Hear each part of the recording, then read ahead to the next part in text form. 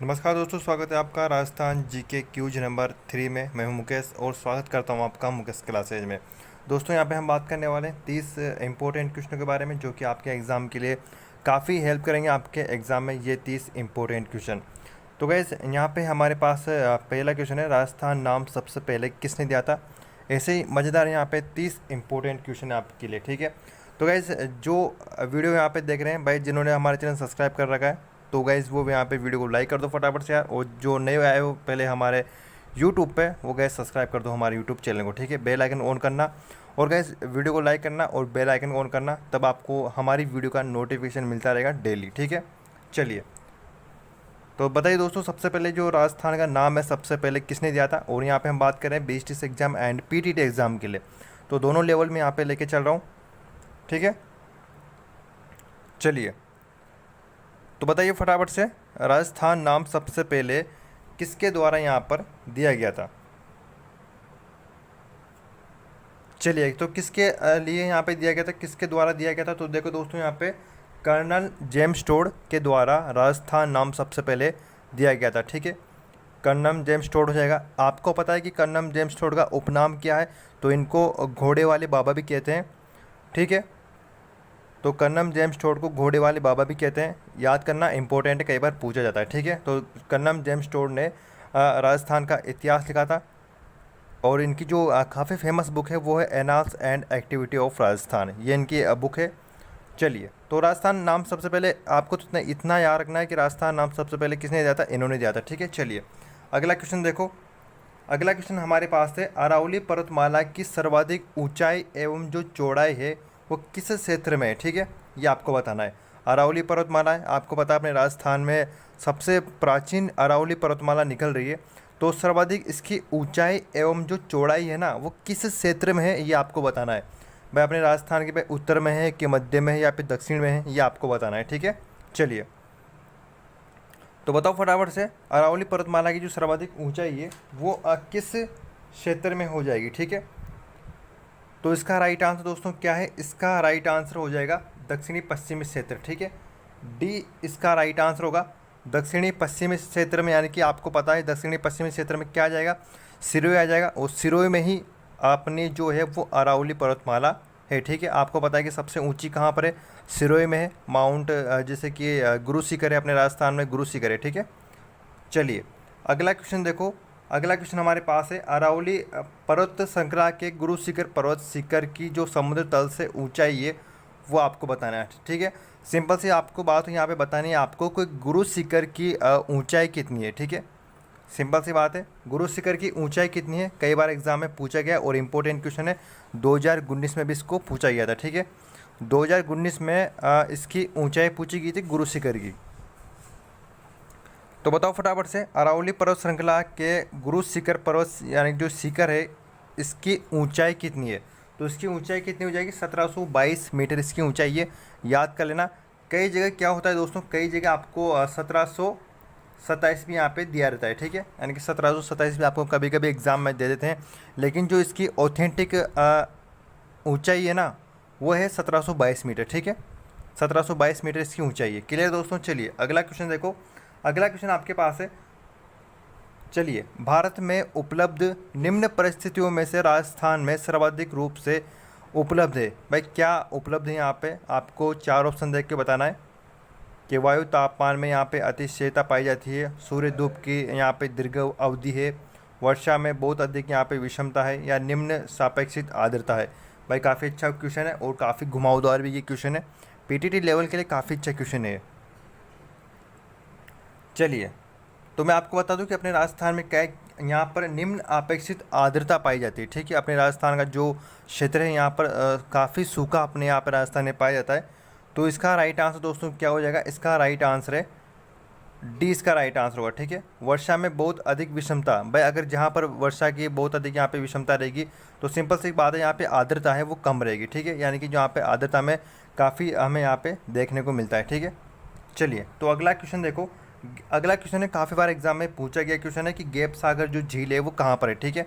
Important question है और कई बार एग्जाम में पूछा भी गया क्वेश्चन है कि गैप सागर जो झील है वो कहाँ पर है। तो दोस्तों फटाफट से कमेंट करके बताओ इसका राइट आंसर क्या हो जाएगा। कहाँ पर है गैप सागर झील, बताओ फटाफट से। चलिए उर्मिला जी, हमारी तरफ से कोई भी यहाँ पे बफरिंग नहीं हो रही है नेट में, नेट काफ़ी अच्छा चल रहा है, ठीक है। चलिए तो गैप सागर झील दोस्तों कहाँ पर है, गैप सागर झील कहाँ पर है, डूंगरपुर में, ठीक है। तो डी इसका राइट आंसर हो जाएगा, ठीक है, याद कर लेना, इंपॉर्टेंट है, क्लियर है, डूंगरपुर में है गैप सागर झील। अगला क्वेश्चन देखो, अगला क्वेश्चन आपके पास है, राजस्थान की कौन सी झील से प्राप्त नील हरित शैवाल से नाइट्रोजन युक्त खाद हमें प्राप्त होती है, ठीक है। राजस्थान की वो कौन सी झील है जहाँ पर हमें नील हरित शैवाल से नाइट्रोजन युक्त खाद प्राप्त होती है, भाई कौन सी झील से होती है, ठीक है, ये आपको बताना है। अगर आपको पता है कि जो नील हरित शैवाल से हमें नाइट्रोजन युक्त जो खाद प्राप्त होती है वो कहाँ कौन सी झील से होती है, अगर आपको पता है तो फटाफट से बताओ उसका राइट आंसर क्या होगा, ठीक है। चलिए तो इसका राइट आंसर दोस्तों क्या होगा, इसका राइट आंसर है मोती झील, ठीक है। मोती झील से हमें नाइट्रोजन युक्त खाद प्राप्त होती है, बस आपको इतना याद रखना है, मोती झील से, ठीक है।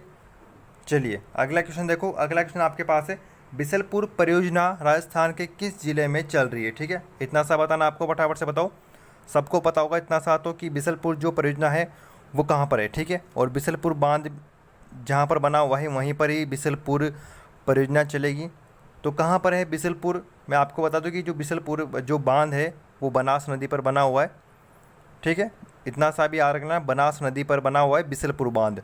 और कहाँ पर बना हुआ है दोस्तों, ये बना हुआ है टोंक ज़िले में, ठीक है। टोंक ज़िले में ही बिसलपुर बांध बना हुआ है जिस पर बिसलपुर परियोजना चल रही है, ठीक है। तो टोंक में है, याद कर लेना। चलिए अगला देखो, अगला आपके पास है, मानसून शब्द किस भाषा से बना हुआ है, ठीक है। जो मानसून शब्द है, आपने कई बार मानसून अपने राजस्थान में सुना होगा ये नाम तो कई बार, तो मानसून जो शब्द है वो किस भाषा से बना हुआ है, चलिए बताओ फटाफट से, इसका राइट आंसर क्या हो जाएगा। ये एग्ज़ाम में भाई कई बार इसको पूछा जाता है और इम्पोर्टेंट है, पटवारी पुलिस पीटीटी का एग्ज़ाम हो गया, बीएसटी से एग्ज़ाम हो गया, कोई सा भी एग्ज़ाम हो अपने राजस्थान में, तो ये क्वेश्चन काफ़ी बार पूछा जाता है। तो याद कर लेना, मानसून शब्द किस भाषा से यहाँ पर बना हुआ है, ये दोस्तों बना हुआ है अरबी भाषा से, ठीक है। तो 20 का राइट आंसर हो जाएगा, अरबी भाषा से बना हुआ शब्द है मानसून, ठीक है। और अपने राजस्थान में मानसून को क्या कहा जाता है, अपने राजस्थान में मानसून को जुआ कहा जाता है, ठीक है। मौसम को क्या कहा जाता है, मानसून का जुआ कहा जाता है अपने राजस्थान में। चलिए अगला देखो, अगला क्वेश्चन आपके पास है कि हाड़ौती पठार की जो मिट्टी है ना वो कैसी है, ठीक है। हाड़ौती पठार है कोटा, बूंदी, बारां, झालावाड़, ये 4 ज़िले हाड़ौती पठार में आते हैं, यानी कि जो हाड़ौती क्षेत्र में आते हैं, कोटा, बूंदी, बारां, झालावाड़, ठीक है। तो यानी कि आपको बताना है कि हाड़ौती पठार की जो मिट्टी है दोस्तों वो कैसी है, ठीक है। चलिए तो कैसी मिट्टी है, यहाँ पर हो जाएगी काली मिट्टी, ठीक है, काली मिट्टी है यहाँ पर, हाड़ौती पठार में काली मिट्टी पाई जाती है, ठीक है। चलिए अगला देखो, अगला आपके पास है, चलिए 73वें संविधान संशोधन में पंचायती राज को कितने भागों में बांटा गया था, ठीक है। यहाँ पर हम बात कर रहे हैं 73वें संविधान संशोधन में पंचायती राज को कितने भागों में बांटा गया था, चलिए बताओ, अगर किसी को पता हो कि कितने भागों में यहाँ पे बांटा गया था, पंचायती राज को कितने भागों में यहाँ पर बांटा गया था, ठीक है। चलिए तो इसका राइट आंसर दोस्तों क्या होगा, 3 भागों में बांटा गया था, इसका राइट आंसर क्या हो जाएगा, 20 का राइट आंसर होगा, ठीक है। 3 भागों में बांटा गया था पंचायती राज को, ठीक है, 73वें संविधान संशोधन के अनुसार। अगला देखो, अगला आपके पास है, राजपूताना हेराल्ड समाचार जो पत्र है, पत्र का प्रकाशन कहाँ से हुआ था, ये जो यानी कि राजपूताना हेराल्ड समाचार है, ठीक है, समाचार पत्र का जो प्रकाशन हुआ था ना, ये कौन सी जगह से हुआ था, ये आपको बताना है, या कौन से ज़िले से हुआ था। राजपूताना हेराल्ड समाचार पत्र का जो प्रकाशन हुआ था ये कहाँ से हुआ था, चलिए तो दोस्तों ये हुआ था अजमेर से, ठीक है, याद कर लेना, इंपॉर्टेंट है, राजपूताना हेराल्ड समाचार पत्र। मैं आपको बता दूं कि जो पहले राजपूताना जो थे वो ज़्यादातर अजमेर में थे, ठीक है। तो अजमेर में इनका काफ़ी यहाँ पे दबदबा था पहले, पिछले यानी कि पुराने टाइम पे। तो राजपूताना हेराल्ड जो समाचार है वो अजमेर से प्रकाशित हुआ था, ठीक है। आप सभी को पता है कि अपने राजस्थान का जो हृदय है वो अजमेर है, राजस्थान का नाका भी अजमेरी है, काफ़ी उपनाम है यहाँ पे, ठीक है। चलिए अजमेर के, चलिए अगला यहाँ पे देखो, अगला दोस्तों आपके पास है कि राजस्थान में बरमखेड़ा जो कि गुजरात में है से खेतड़ी तक अरावली पर्वतमाला की लंबाई कितनी है, ठीक है। आपको बताना है कि गुजरात से, और खेतड़ी, खेतड़ी कहाँ पर है? झुंझुनू में, अपने राजस्थान में, जहाँ पर एंड सीमा लगती है अरावली की। तो राजस्थान में ब्रह्मखेड़ा यानी कि गुजरात से खेतड़ी तक अरावली पर्वतमाला की जो लंबाई है वो कितनी है? ये क्वेश्चन भी काफ़ी बार एग्जाम में पूछा गया है और काफ़ी अच्छा इंपॉर्टेंट क्वेश्चन है। तो इसकी लंबाई कितनी हो जाएगी? मैं टोटल लंबाई नहीं पूछ रहा हूँ, मैं आपसे पूछ रहा हूँ कि राजस्थान में, गुजरात से एंड राजस्थान की लंबाई पूछ रहा हूँ, ठीक है। तो इसकी लंबाई कितनी हो जाएगी दोस्तों? इसकी लंबाई है 550 किलोमीटर, ठीक है। राजस्थान की मैं बात कर रहा हूँ, पूरी मैं यहाँ पे बात नहीं कर रहा हूँ, ठीक है। यहाँ पर खेतड़ी तक हम बात कर रहे हैं, जैसे कि अपना राजस्थान है, यहाँ पर क्या है, ये जो झुंझुनू है, तो मैं सिर्फ ओनली यहाँ की बात कर रहा हूँ, ठीक है। ये तो आगे तो बहुत जा रही है, आगे कहाँ तक जा रही है? रायसीना की पहाड़ियाँ दिल्ली तक जा रही है, लेकिन हम ओनली राजस्थान की बात कर रहे हैं, ठीक है। तो राजस्थान में इसकी कितनी लंबाई है? 550 किलोमीटर, याद कर लेना। चलिए अगला देखो, अगला आपके पास है लूणी नदी की एकमात्र सहायक नदी जो अरावली से नहीं निकलती है। भाई काफ़ी अच्छा और इम्पोर्टेंट क्वेश्चन है। लूणी नदी की एकमात्र सहायक नदी आपको बतानी है जो कि अरावली पर्वतमाला से नहीं निकलती है। लूणी नदी की हम बात कर रहे हैं, तो लूणी नदी की एकमात्र सहायक नदी कौन सी है जो कि अरावली से नहीं निकलती है? और जितने भी आती है ना वो अरावली से आती है। आपको बताना है कि कौन सी नहीं आती है अरावली से, ठीक है। चलिए, मतलब जिसका उद्गम अरावली से नहीं होता है वो कौन सी नदी है, वो बाद में लूनी में जाके मिल जाती है। तो कौन से हो जाएगी? जोजड़ी हो जाएगी, ठीक है। 20 का राइट आंसर होगा जोजड़ी, या फिर जोजड़ी भी इसको कहा जाता है, जोजड़ी, ठीक है। तो 20 का राइट आंसर हो जाएगा। जो जोजड़ी है दोस्तों, इसका उद्गम अरावली से नहीं होता है। क्लियर है? चलिए, ये काफ़ी बार एग्जाम में पूछा गया क्वेश्चन है एंड इम्पोर्टेंट भी है। चलिए अगला देखो, जैसलमेर राजस्थान से कितना बड़ा है ये आपको बताना है, ठीक है। जैसलमेर जो है वो राजस्थान का सबसे बड़ा ज़िला है। ये धौलपुर से कितना बड़ा है ये आपको बताना है, ठीक है। जैसलमेर सबसे बड़ा ज़िला है, सबसे छोटा जो ज़िला है वो धौलपुर है। तो आपको बताना है कि जो जैसलमेर है वो धौलपुर से कितना बड़ा है। चलिए बताओ फटाफट से कितना बड़ा है, काफ़ी बार एग्जाम में पूछा गया है। चलिए वेरी गुड, काफ़ी बच्चों ने यहाँ पे राइट आंसर इसका दिया है। देखो अब 12.66 गुना है, ठीक है। जैसलमेर धौलपुर से कितना बड़ा है? 12.66 गुना बड़ा है जैसलमेर, ठीक है, धौलपुर से। क्लियर है? एग्जाम में काफ़ी बार पूछा गया है, BHTC वाले में भी। चलिए अगला देखो, अगला आपके पास है समिति जिसकी सिफारिश पर देश में पंचायती राज लागू किया गया था, किसके नेतृत्व में यहाँ पे किया गया था? भाई काफ़ी अच्छा क्वेश्चन है एंड BHTC के लिए, PTT के लिए काफ़ी अच्छा इंपॉर्टेंट क्वेश्चन है, ठीक है, ये वाला। यानी किसकी सिफारिश पर पंचायती राज लागू किया गया था? किसकी सिफारिश पर किया गया था? काफ़ी अच्छा और इम्पोर्टेंट क्वेश्चन है, ठीक है। तो भाई आपको पता होगा ना कि किसकी सिफारिश पर पंचायती राज लागू किया गया था? बलवंत राय मेहता की समिति के अनुरूप, ठीक है। यानी कि जो नेतृत्वकर्ता कौन थे? बलवंत राय मेहता थे। इन्हों की सिफारिश पर पंचायती राज लागू किया गया था अपने बगदरी गांव नागौर से, ठीक है। तो पंचायती राज कहाँ से शुरू हुआ था? बगदरी गांव नागौर से शुरू हुआ था और बलवंत राय मेहता की समिति पर यह बनाया गया था, ठीक है। चलिए अगला क्वेश्चन देखो, अगला क्वेश्चन आपके पास है किस साल में बाड़मेर के कवास नामक स्थान पर भीषण बाढ़ आ गई थी? ये आपको बताना है। डेट तो शायद आपको पता नहीं होगी क्योंकि ये उस समय का काफ़ी चर्चा में क्वेश्चन रहा था। चलिए, यानी कि काफ़ी पुराना क्वेश्चन है और ये उस समय काफ़ी चर्चा में रहा था, ठीक है। तो इसलिए एग्ज़ाम में आया हुआ क्वेश्चन था। देखिए 2006 इसका राइट आंसर हो जाएगा। यानी कि 2006 में बाड़मेर के कवास गांव में भीषण बाढ़ आ गई थी। 2006 की ये बात है, ठीक है। तो याद कर लेना, कभी कभी अगर एग्ज़ाम में आ जाए तो। फिलहाल चांस तो बहुत कम है, लेकिन एग्ज़ाम में आया हुआ क्वेश्चन है, ठीक है। चलिए अगला देखो, अगला आपके पास है छोटी तीज का जो त्यौहार है हिंदू पंचांग के अनुसार कौन से माह में मनाया जाता है? ठीक है, छोटी तीज है होती है, लड़कियों को शायद पता होगा छोटी तीज कब मनाई जाती है, बड़ी तीज कब मनाई जाती है, क्योंकि तीज का त्यौहार महिलाओं के लिए काफ़ी इंपॉर्टेंट होता है। चलिए, तो छोटी तीज का जो त्यौहार है हिंदू पंचांग के अनुसार मैं यहाँ पे पूछ रहा हूँ कि यानी कि हिंदू डेट के अनुसार किस माह में मनाई जाती है, ठीक है। माह भी आपको दे रखा है, आपको सिर्फ शुक्ल या फिर तृतीया ये बतानी है, ठीक है। चलिए,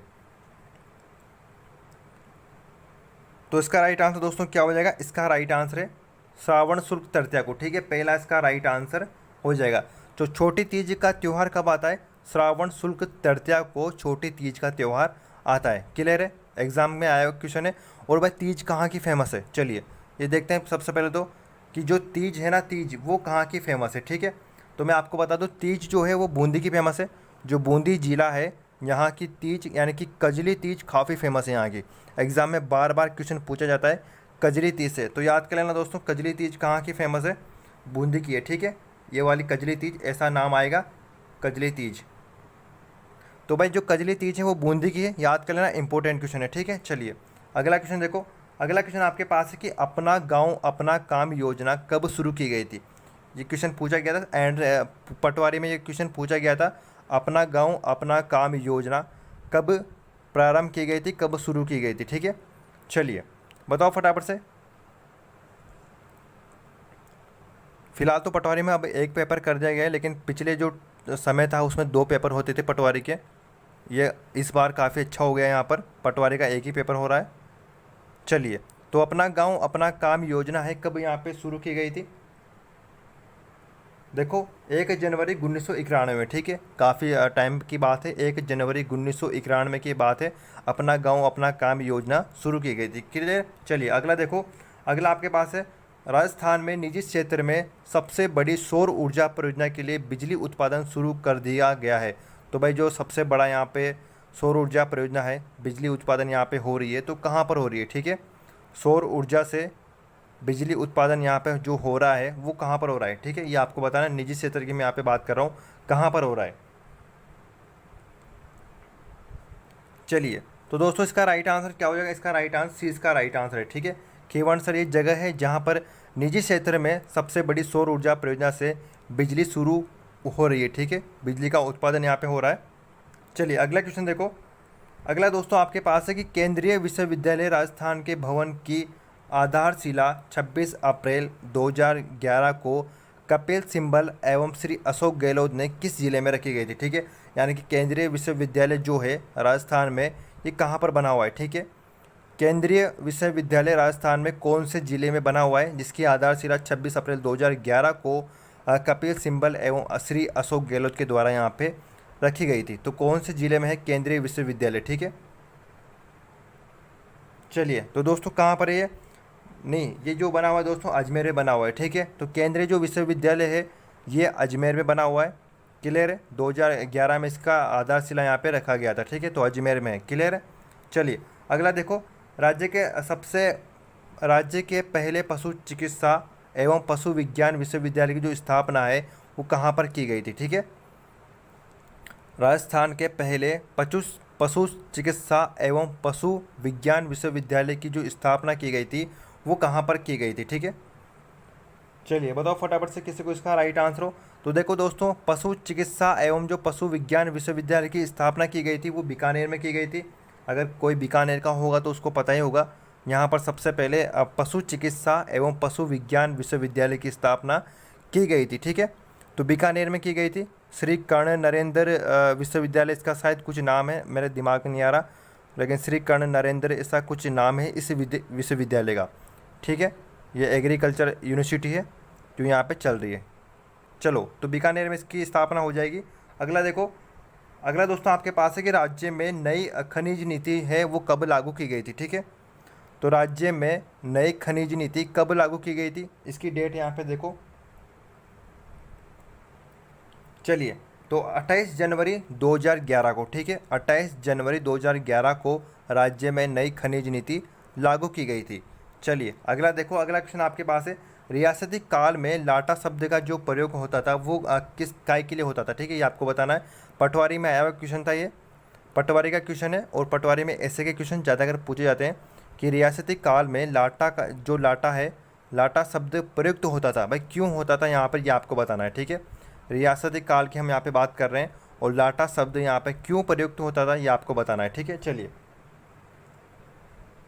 तो देखो इसका राइट आंसर क्या हो जाएगा, इसका राइट आंसर खलियान के लिए, ठीक है। जो लाटा शब्द है दोस्तों ये खलियान के लिए प्रयुक्त होता था, ठीक है। तो 20 का राइट आंसर हो जाएगा, खलियान के लिए प्रयुक्त होता था लाटा शब्द।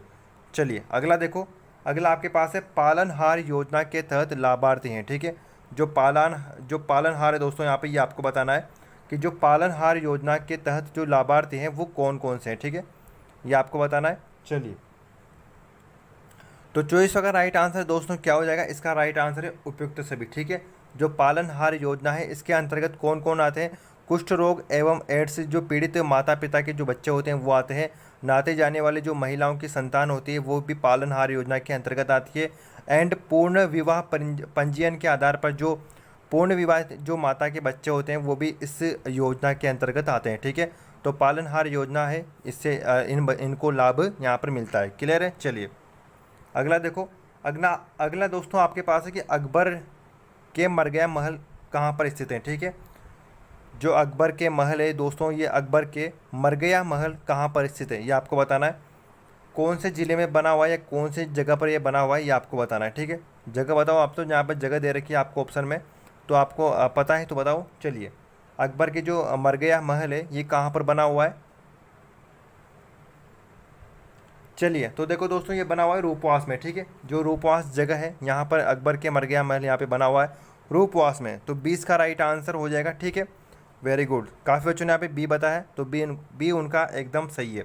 चलिए अगला क्वेश्चन देखो, ये काफ़ी अच्छा क्वेश्चन है एंड बीएसटीसी के लिए भी काफ़ी इंपॉर्टेंट है, पीटीटी के लिए काफ़ी इंपॉर्टेंट है कि पाबूजी से संबंधित जब गाथा हम गाते हैं, पाबूजी के पावड़े किस वाद्य यंत्र के साथ नायक व थोरी जाति के द्वारा ये बजाए जाते हैं। ठीक है, यानी कि कौन सा वाद्य यंत्र बजाया जाता है जब हम पाबूजी के पावड़े गाते हैं, तब नायक व रेबारी जाति के द्वारा कौन सा वाद्य यंत्र बजाया जाता है। ठीक है, बताओ फटाफट से, किसी को याद हो तो।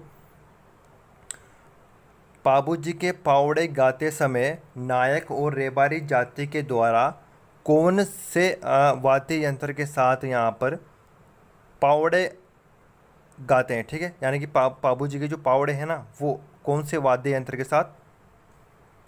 चलिए तो इसका राइट आंसर दोस्तों क्या हो जाएगा, इसका राइट आंसर है माठ वाद्य यंत्र के साथ। ठीक है, तो पहला इसका राइट आंसर हो जाएगा नायक एवं जो रेबारी जाति है ये पाबूजी के जो पावड़े गाती है वो माठ वाद्य यंत्र के साथ गाती है। ठीक है, चलिए अगला क्वेश्चन देखो, अगला क्वेश्चन आपके पास है। चलिए तो चालिया महोत्सव किस समाज द्वारा मनाया जाता है। ठीक है, ये जो चालिया महोत्सव है ये किस समाज के द्वारा मनाया जाता है। ठीक है, पीटीटी के लिए इम्पोर्टेंट है, पीटीटी में काफ़ी अच्छा क्वेश्चन यहाँ पे पूछे जाते हैं इस तरह के।